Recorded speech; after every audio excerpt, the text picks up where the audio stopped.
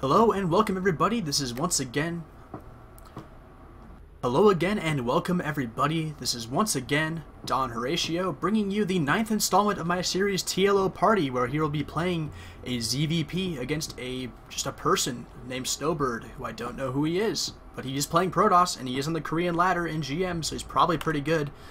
So let's get into the game. I'm excited already, as I'll introduce players in a second, but I'm just going to tell you that I'm excited already because if it's kind of an unknown player on the ladder, I don't really expect a standard macro game here. Let's just say that. I would like to see some sort of just ridiculous build here from TLO. That would be absolutely sick and awesome to see.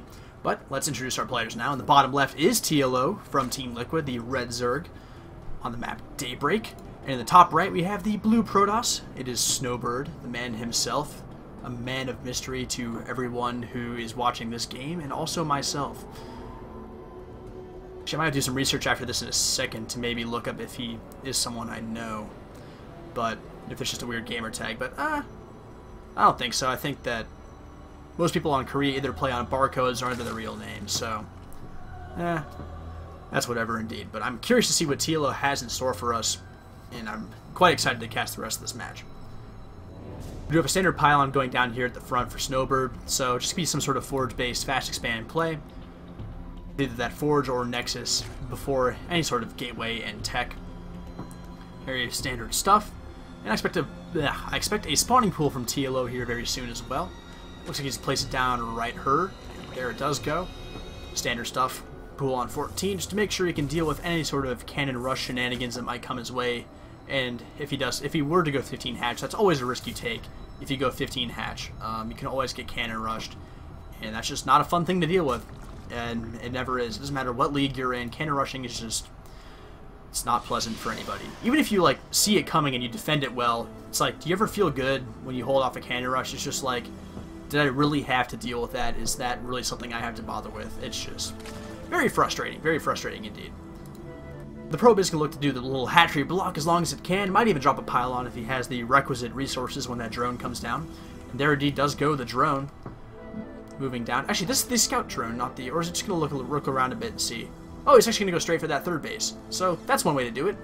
If a probe's blocking your natural, just go ahead and take the third base, because why not? If you're going to take 3 bases anyway, just go for it. It does look like the Nexus did go down before the Forge, because the Nexus has a longer build time, so, and it's already this far, so the Forge must have come first. We'll see the Gateway coming down soon as well, and there it does go. TLO's seeing everything with this Overlord, but nothing he's terribly surprised by. Zergling's coming out to deal with this probe and push him away so he can take his natural expansion hatchery. And there does go a drone for that purpose, I would assume.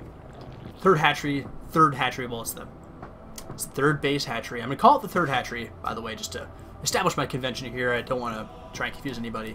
But that third hatchery is about halfway done, and the second hatchery is only just now starting. Get that through your head, if you can even begin to comprehend such sorcery.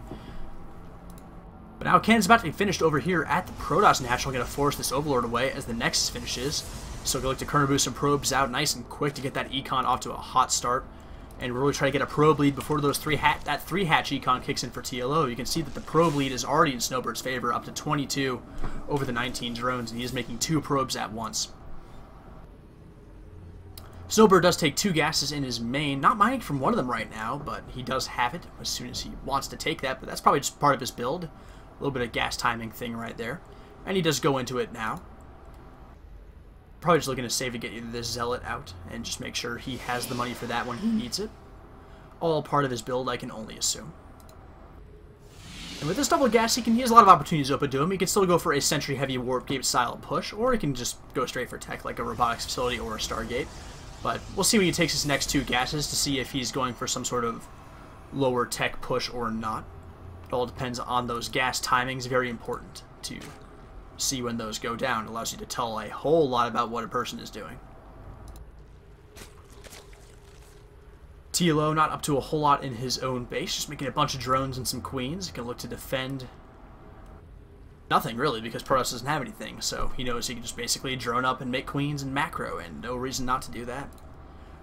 But he'll probably drop down some way to tech up to some sort of defensive unit soon. We do see these 2 gas. That's always a good start.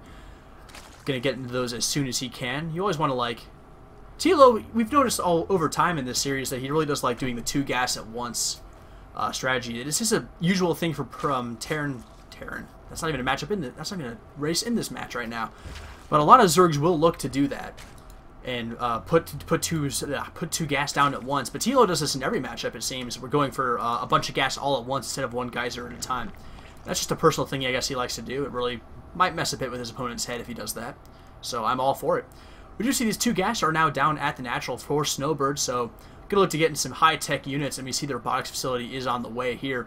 So he will be going for gonna at least probably get an observer out at the very least. But it might also go into Immortals and Colossus. We'll have to see what exactly he decides to do. Even Warp Prisms are a possibility here. TLO moving on to take more gas, is taking 1 at each of his expansions right now. Going to try and get that gas up to a point where he can successfully upgrade and build units, as the Roach Warren is finishing up for him just now. Going to start making those defensive units to hold off any aggression, or maybe make some aggression of his own happen. You see a couple more gateways going down for Snowbird. Going to try and get that production up now that he has his econ where he wants it to be. Observers are coming out as well. I think he already has... Did he already make 1, or is this his first observer? I guess this is his first observer. I don't see one anywhere else on the map right now. Taking a 3rd Nexus right now is the Protoss player, so he's going to look to basically play a long-term game and defend. And TLO will probably be very happy with that and put down a 4th base of his own if he sees this 3rd, which he will with this Overlord, so he knows exactly what's up and the timing of this base. And when he sees that, he'll probably drop a 4th almost immediately, I would feel. Knows he needs to stay ahead in that base race. And we'll look to see him drop that very soon.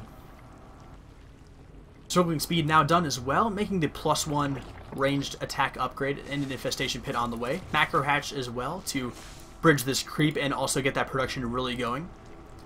Take advantage of this high econ. Dropping down the rest of his gases as well as at his existing bases, looking to get that tech up and going. When that infestation pit finishes, he'll likely want to get straight to Hive. Bunch of cannons here on the way, trying to secure down this 3rd base, and some gateways to really shield those cannons off and make the defense as easy as possible at this 3rd base. In case some roach aggression does come for TLO, Snowbird wants to be prepared for that. And basically the cannons won't hold off a big roach swell, but they'll basically hold them off long enough that the bulk of the army for Snowbird can get down there and help. And right now he is actually chrono boosting out Immortals, so that will be his robotics tech of choice. Also looking to get that Twilight Council in place to perhaps maybe use that for future upgrades, get that +2 attack upgrade. It's a very nice thing to have. We'll have this +1 armor and +1 ground weapon attack finished just as this Twilight finishes, so that's nice for him. Good little upgrade timing there. Maybe go for Blink or Charge, but we'll have to see if he decides to do either of those things. Blink is more useful against Zerg. You don't really see that many Zealots in this matchup. This army's starting to get pretty good here. A lot of sentry energy built up there. Force fields would be great against the Roaches, and the Immortals can basically just take them down from afar. TLO moving out with a bunch of speed overlords. He will be able to spread the overlords across the map a lot better that way and get some great vision. Pathogen glands about done as well, making those infestors useful instead of only 1 infested Terran units, which is next to useless. And we will likely see a Hive coming out very soon as well as he takes this 4th base with 2 gas. With the 4 expansions worth of gas income really allows you to get that Hive tech up and going at a fantastic rate. Dropping down the Hive and the Spire at the same time. And so that means he's looking to really do that Broodlord transition right as soon as he's able to with the Spire timing and the Hive timing. A bunch of Banelings being morphed over here. Maybe he can look to try and sneak in and do some damage here. And he does have drops to the Overlord, so we can see some Baneling drops here on this 3rd base, perhaps. And that will be awesome. And I would like to see if they can do some damage. But there are a bunch of units in place here already. And actually not that many probes over here as well. But let's see what these Overlords can do. As the first couple are moving in. You can move this one actually all the way around the back, it seems. That's rallied over to that natural expansion. That's just the distraction for this one almost, it seems. And here comes the one that's going for this 3rd base. But Photon Cannons do a great drop, and only 1 Baneling's able to drop down, and that's mostly denied. Where did that other Overlord go? And it was taken out, so the Baneling drops are entirely denied by Snowbird. Good unit positioning there. And a lot of gas wasted for TLO. That was 8 Banelings of gas, and that's, well, I mean, in retrospect, that's a Broodlord. But he doesn't do any damage at all with it and loses some Overlords as well. So that does kind of suck for him, but a good effort as well. He's going to move out and try it again, it seems. Oh, that's actually an Infestor drop moving out. Definitely want to see where this guy ends up going. That could be really big if he gets in the main with that.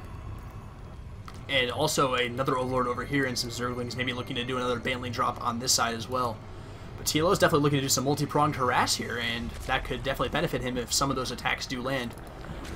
Starting that forest of spines that you often see in tandem with the hive tech transition, because Broodlords are just really, really good in the air, and as long as units can't really blink under them, so if you can have those Broodlords defensively against a bunch of spine crawlers, they're in great shape defensively, and Fogos can hold the stalkers down that you need to kill those Broodlords with in place of the spines, and the Broodlord plus spine DPS is very high indeed. Looks like another Overlord drop was denied potentially over here, maybe just trying to fake it, and I really want to see what this Infestor drop can do. I'm very interested to see what happens with that. Colossus Tech also here for not TLO, for our Protoss player. That extended thermal lance just now finishing. One Colossus is out at the very least. He actually has 2 out on the field. And TLO needs to look to maybe do a little bit here. Snowbird's be building a sort of death ball very soon. I want to find the bulk of his army. But right now, he has that econ really going, and it's all units all the time right now. Fleet Beacon's actually on the way and almost done here for the Protoss player, so he's going to get that mothership out as soon as he can. And it is boosted out immediately, just as soon as it can be. Chrono Boost going down on it as well. Bunch of Overseers over here trying to see what they can do. Where did that Overlord go with the Infestors in it? Did it die? I hope not. I really want that Overlord to succeed in life. Oh well, I can't find him, so it may have been taken out somewhere along the way, which is just really sad, to be perfectly frank. So now TLO is looking to take that 5th base, knows he really needs to macro against this, and also a 4th Nexus going down for the Protoss player. Very important to do. So Snowbird's just playing for the long term, not going to try and push in with any sort of like huge all-in play here. Just looking to play solid and just try to basically win out with unit positioning and get some good trades and just really win out in the end. This army for TLO is starting to get where it needs to be. A bunch of Overlords over here looking to cloud the skies. Let's take a look at the worker count. It's 90 for TLO, which is pretty good. Might want a few less than that, actually. Would probably do to drop a couple of spines more. That Broodlord count's starting to get up there. We do have 7 done now. Getting that Neural Parasite upgrade for the Infestors as well, which will help deal with that mothership. A great knurled mothership with a Vortex is just an absolute game changer. If a Zerg player can land that little micro trick and just do huge damage and really cut up that Protoss army. All these Overlords massive. We're going to see a big drop in the main here, leading with the empty Overlords. A good little trick there, making sure that he doesn't lose the leading Overlords to cannons and Stalkers with units in them. But here come the Zerglings, and they're going to drop down to a bunch of damage in this main, and it's going to force Snowbird to come back with his army, or at least warp in some Zealots here to try and deal with it. And these Zerglings do a bunch of damage before that happens. Not a whole lot of mining going down here, but it's just a huge pain in the butt for Snowbird, who it might even just move out if he sees this, but let's see what his army is doing. His army is actually going to be moving back, because TLO is taking the opportunity to move forward with his Broodlords. I think he actually might have hoped that his army would pull the army out of position more for Snowbird, and now they are doing that, but the army is coming back, and these Broodlords are a touch exposed right now, but here come the Infestors to try and hold down units. But gonna look to see how these two players can micro. A great blink in actually gets some of the Broodlords, and there's no spine crawlers here. TLO, he's taking a bunch of damage and getting some Broodlords taken down. A lot go down there, and the Broodlord count is down to 2. So at least 5 Broodlords taken out in that little engagement. A great blink in by Snowbird. Blinking in once again, a bunch of spine crawlers out there in the middle of nowhere uprooted. Some great fungus being landed to delay this push while he tries to get in more units. 15 Corruptors being made at once. And we actually have some carriers on the way as well for Snowbird, taking full advantage of that Fleet Beacon. Zergling Force only just now being finally cleaned up. Doesn't lose a whole lot, does lose some production time, but no important tech structures. The Templar Archives does survive, and the Twilight Council. Nexus goes down, but he does lose the gas income, which is pretty important, especially when you're trying to make a bunch of Stargate units. And so, that's a pretty effective maneuver, and it did pull Snowbird out of position for a bit, but the push on the 4th base was not entirely successful for TLO. Though he traded pretty okay, he did lose a bunch of Broodlords, and you really want to maintain that count and not lose any.